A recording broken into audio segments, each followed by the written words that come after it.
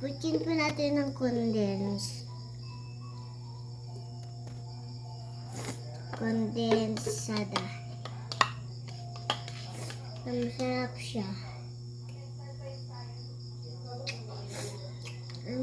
Ha? Bang, takot ako guys. Ito. Itong at itsura niya.